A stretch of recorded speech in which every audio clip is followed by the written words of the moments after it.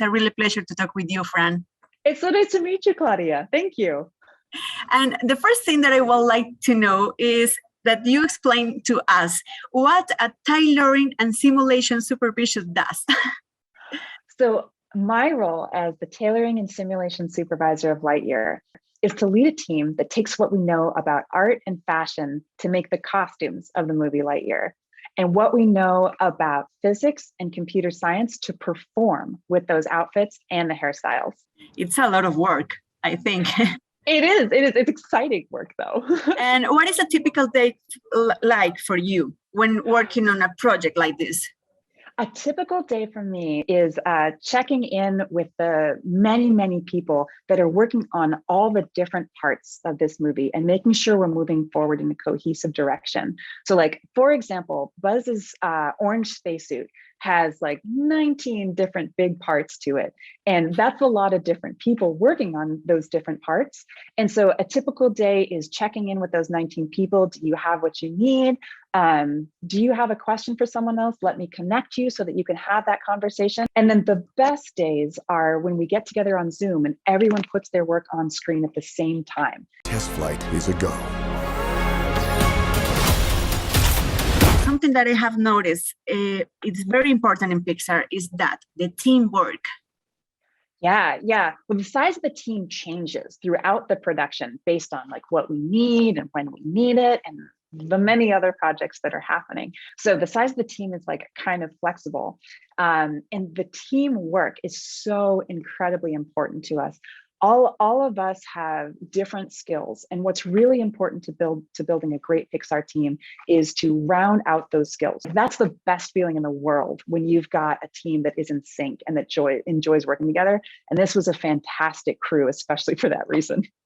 Okay. And Fran, what was the most difficult outfit in particular in this movie? Or I don't know what part of the uniform, or I don't know what was most difficult for you?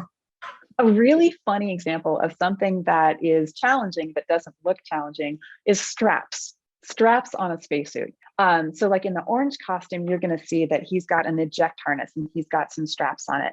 So one of the reasons that's challenging is because what those straps do in real life doesn't look awesome. It just exists. And it's been really important for our movie. And so in a lot of the shots where he has this eject harness on, we're going in and sort of like hand polishing where those straps would be and how they perform, so they've got a sense of weight, that the buckles are believable, so that like all the components working together are believable, but most importantly, doing something that looks really cool. Okay. And there are many references to science fiction movies. What was your inspiration when working on Lightyear? Oh, there were so many science fiction movies that we drew reference from. Like there's so much great source material. This was an ideal job for me because I'm a huge science fiction nerd. So it was really exciting to look at like Star Wars and Star Trek and Gravity and Prometheus and like all sort and 2001 Space Odyssey, like all sorts of examples of spacesuits out there. But then also to ground it in like our very shared experience, which is looking at spacesuits from NASA. So we've all seen those growing up and we understand what those look like. And we've seen the parades and seen the footage on TV. So it was also really important to include that in the design so that it feels real. It feels like a believable world. So to keep those touch points was also a priority. Pursued by just a massive robot. I want to know if you do something real or do you have the uniform or any piece real in real size? I don't know. Or everything is digital.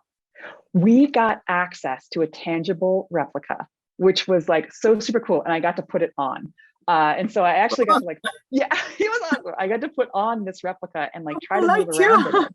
It was so cool. And I got to like experience how it would change my motion and how like the heavy metal rings are so big. If I jump around, it's going to like bop me in the nose. And I better be careful about the way that I move with it.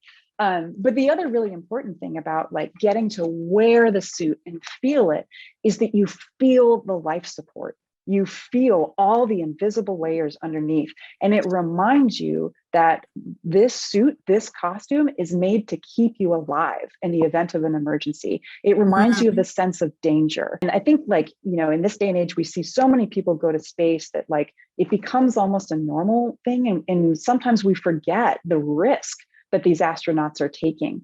But when you put the suit on and you feel the life support structure underneath, it's such a great reminder that every time Buzz leaves the planet, he's taking a big risk to save his community. And every time Alicia sends her best friend off the planet in a test mission, she's helping him take a big risk to get the crew home.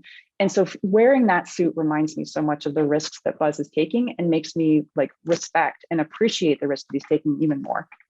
Okay, Fran, thank you so much for your time. I hope that the people enjoy it like I enjoyed it. And really, really congratulations and your good energy. Thank you so much. Thank you. Thank you so much, Claudia. So nice to meet you. Goodbye. See you Bye. soon. Very well. Good night, Socks. Good night, Buzz.